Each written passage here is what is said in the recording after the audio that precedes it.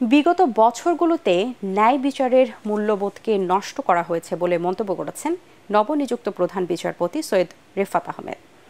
Appeal বিভাগের এজলাস কক্ষে দেওয়া সংবর্ধনা অনুষ্ঠানে তিনি সতর্ক করেন, বিচারক ও বিচার সংশ্লিষ্ট কেউ অসদাচরণ করলে তার বিরুদ্ধে আইনি ব্যবস্থা নেওয়া হবে।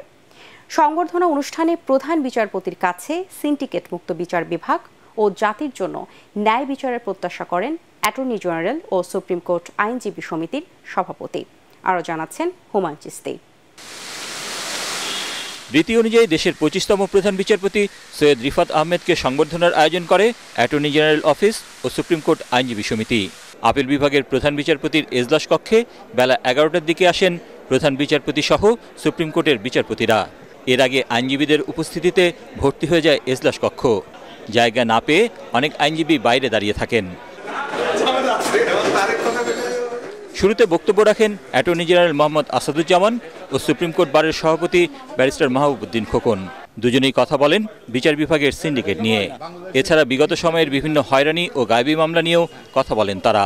আইনশাসন প্রতিষ্ঠা, গণতন্ত্রের প্রতিষ্ঠা, মানবাধিকার প্রতিষ্ঠা, মিথ্যা মামলা বন্ধ করা, ভবিষ্যতে এবং আগের গায়ে মিথ্যা মামলা গুম খুম সকলের বিচার আমরা হবে আশা করছি। সুপ্রিম কোর্টে নিম্ন আদালতে সর্বক্ষেত্রে কোনো সিন্ডিকেট রাখা যাবে না। ন্যায় বিচার প্রতিষ্ঠা করার জন্য, মানুষের অধিকার প্রতিষ্ঠা করার জন্য সেই সিন্ডিকেট ভেঙে দিতে হবে। দীর্ঘদিন ধরে অন্যায়কে ন্যায় বলা হয়েছে, তার কারণে তো এই গণঅভ্যুত্থান।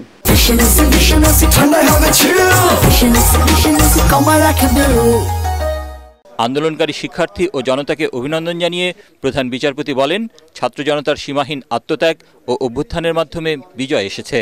বিচার বিভাগের শৃঙ্খলা, সুবিচার পাওয়া সবকিছু নিশ্চিত করারও আশ্বাস দেন নতুন প্রধান বিচারপতি। শহীদদের প্রতি শ্রদ্ধা জানিয়েছেন এবং উনি বলেছেন তাদের যে উদ্দেশ্য, আত্মত্যাগের যে মহৎ উদ্দেশ্য ছিল, সেই লক্ষ্যকে সামনে রেখে বাংলাদেশের বিচার ব্যবস্থাকে জনগণের অধিকার প্রতিষ্ঠার একটা আশ্রয়স্থল হিসেবে উনি করে তুলবেন। নিম্ন আদালতের বিচারক এটা ওপেন বলেছে, আপনাদের পাশে আছেন। At the same time this is a warning. পাশে থাকা মানে এই যে আপনি ন্যায় বিচার করেন, অবিচার বা দুর্নীতির দিকে আগাবেন না। এদিকে 8 দিন পর কার্যক্রম শুরু হয়েছে সুপ্রিম কোর্টের। নতুন করে গঠিত হাইকোর্টের 8টি বেঞ্চে সীমিত পরিসরে বিচার কাজ চলবে। এদিন আইনজীবী ও কর্মকর্তাদের পদচারণায় মুখর হয়ে ওঠে সুপ্রিম কোর্ট প্রাঙ্গণ।